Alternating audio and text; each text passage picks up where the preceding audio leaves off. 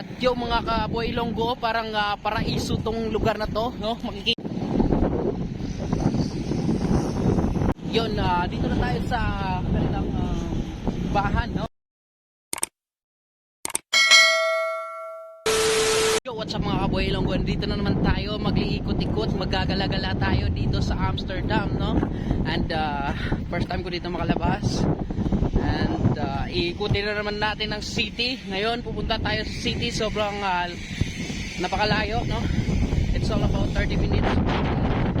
Pero kakayanin natin yan kasi gusto nating mapuntahan yung city nila and makita natin na kung gaano kaganda yung place na to. And so, sa likod ko may tren. Yan. Hindi natin alam kung paano buhay. And here we go.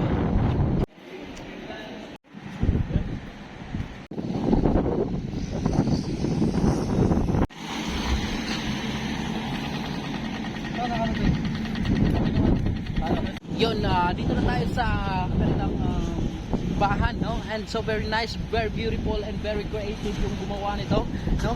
Makikita mo talaga kung gaano kaganda and very beautiful place here, no?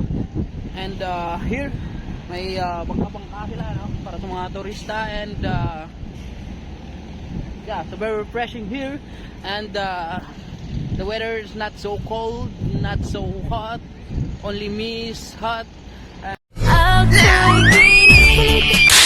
The view is really nice. At yung mga kaboy Ilonggo, parang paraiso tong lugar na to, no? Makikita mo and parang mga palasyo. Yun.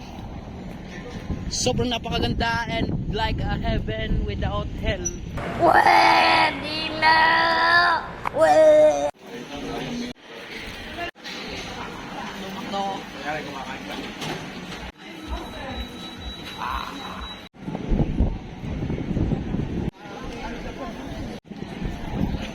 Sa mga kaboy Ilonggo and medyo naliligaw na kami, hindi na namin alam yung the right way, no? Dito kami sa ilalim ng tulay and maybe somebody can guide us where we go, the right place, the right papuntang barko, no? And look, I'm little bit crying already and sana may maawa naman dyan, kunting tulong, kunting barya, what's up, and don't forget to block this page, na hindi naman kayo nanonood, napilitan lang kayo, what's up.